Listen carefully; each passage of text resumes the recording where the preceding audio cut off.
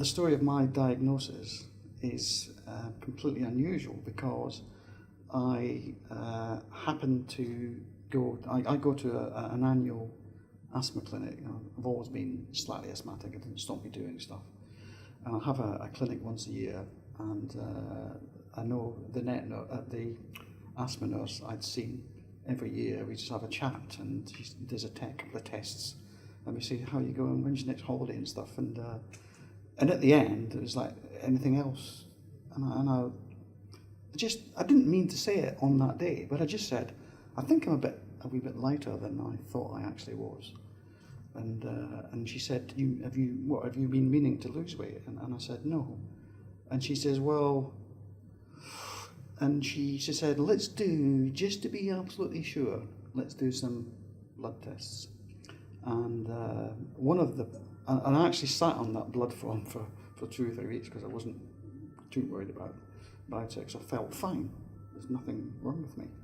And the blood test, one of the bloods, hemoglobin, came out quite low. So she asked me to go and do it again to make sure it wasn't a one-off. And it came out even lower. So I got the call to come and see the GP immediately with an appointment already made.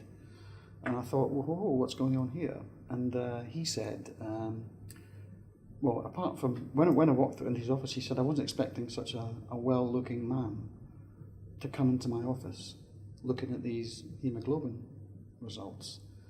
And he says to me, that is a sign of iron deficiency, anemia. So I'm going to refer you to an anemia clinic. And I said, fine, okay. And off I went, not thinking there was anything going on. And eventually, I'd even gone on holiday in the meantime, all the way to Barbados for 2 weeks. And I come back to find an appointment that was like another month ahead. And I suddenly said to myself, I don't need this. This timing's not right for me, this appointment. And I suddenly remembered that I could invoke my health insurance from the company that I was in. So I phoned up. I asked the GP to refer me to a specialist in that subject, and I had an appointment within 48 hours. And he did. He was immediately suspicious. Sent me for a CT scan. Lo and behold, there's all sorts of things going on. And eventually they did a liver biopsy, and eventually I went to see an oncologist who told me I had metastatic neuroendocrine tumours. When I think back, how I know I was feeling at the time isn't what I thought I was feeling at the time, if you get what I'm saying, because I suspect I was in complete shock. I think there was a little bit of denial in there that I actually had cancer. And sometimes I go and look at my scans from my diagnosis, and I look at them, I look at the wording, which I now understand, and say, oh yeah, you definitely had cancer. And so there's a little bit of denial, and there was anger. And do you know the funny thing?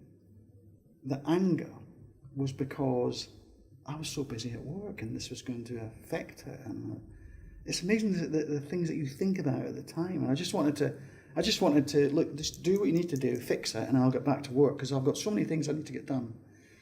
And that's one of the reasons why that I launched myself back into work, to try and sort of take my mind off it.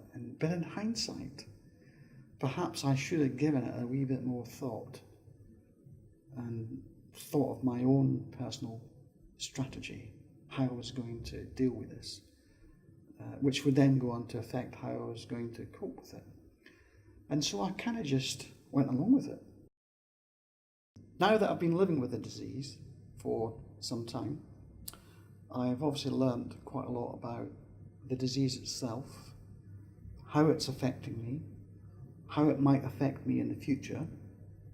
And so therefore, I'm a very proactive patient.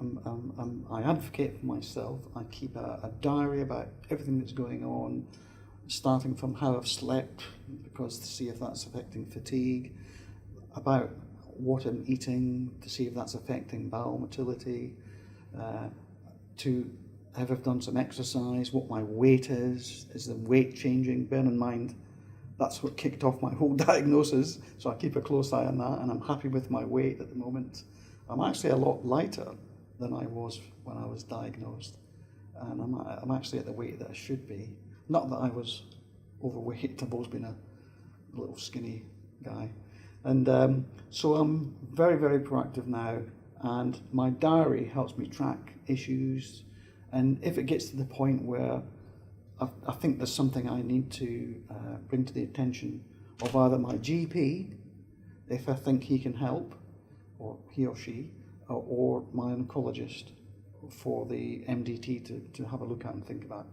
And that's working fine, because my GP is very helpful on it as a sounding board about things that may not, and most of the issues that I've got that are the issues that all people get when they get to my age.